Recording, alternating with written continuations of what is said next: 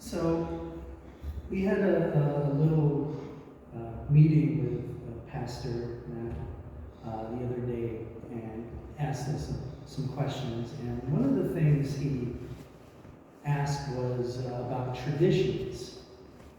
And I was kind of at a loss because I really couldn't think of tradition. Because a lot of times when we think about traditions, we think about stuff that we say, this is tradition. We do this because this is tradition. And when I got to thinking, tradition isn't always about like what we declare a tradition is. It's just something that we do. And we don't even realize it's tradition because it's just normal. It's what we do. And I know that this is going to be a little weird, but in the last couple of years, my father would cook meals, and he started cooking ham loaf again.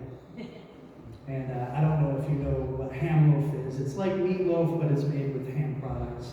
And it comes in this aluminum container, and you just kind of took the top off, and you put it on a pan, and then bake it in the oven.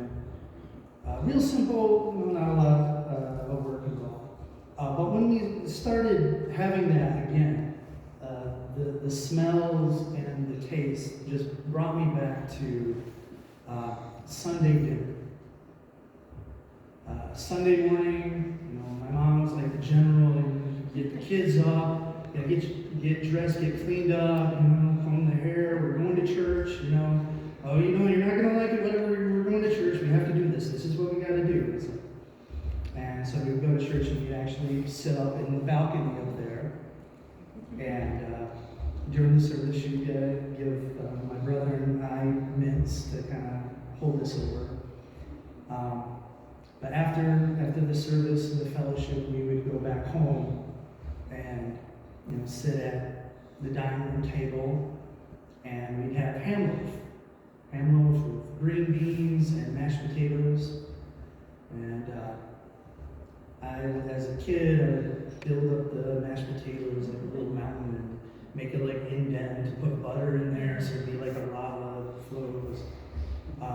My mom, she would use her fork and she would smash them down, make like she was tilling the land. She would make the marks with the fork, and then she put butter and pepper on there, and the butter would be like irrigation. It would just go through there,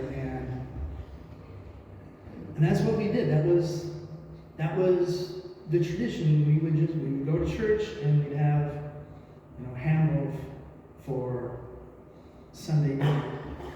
And thinking about that, it dawned on me that a lot of the lessons that she taught me in life wasn't her telling me, this. It was by just being around her and observing her and listening to her. And I realized that one of the most important things for her was family. And that she always talks about family, and she always wants to see family. The happiest I see her is when she's with her family, talking, reminiscing, finding out what's going on.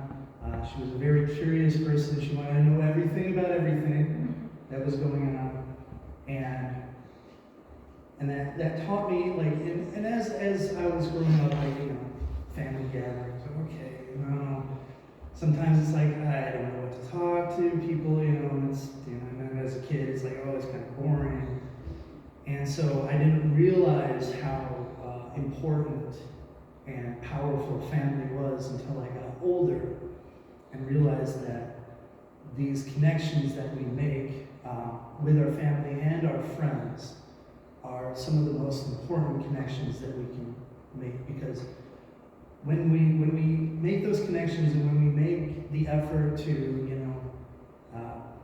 try to be on good terms, and I know that I've witnessed my mom being angry with a lot of people and a lot of shouting, but she always still loved everyone, and and still wanted to be a part of their lives and have them be a part of her life.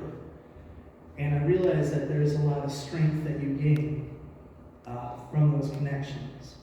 And I myself, have gone through some trying times, and it's the strength of my family that has pulled me through those times. And it's reassuring to know that you can rely on people, especially when things get the toughest. And I know that when my parents had some financial issues and they couldn't live in the place that they were, I bought a house and opened up my doors for them. And that was probably one of the best things I ever did in my life, because those years that I lived with them, I could see the love and I could see the strength. Living kind of across the street from my brother and his wife and their child, watching the joy in my mother's face when Ethan would come over and say, "Oh, what are you cooking? What's for dinner?" Things like that. On some occasions when her son Larry would show up unannounced and give her a gift, and just the joy and the excitement that she had. Even when she got a call from her daughter Denise, she would just be happy, and it would energize her. And that's one of the things. It's like the family gatherings were so important to her, because it's not only reestablishing those bonds, but it's also getting the energy and the joy from being with the people that you love and the people that you care about. And I'm sure she's feeling the love, and she's feeling joy right now, because we've gathered here to not just remember her, but to celebrate her. So once again, I thank you all for being here.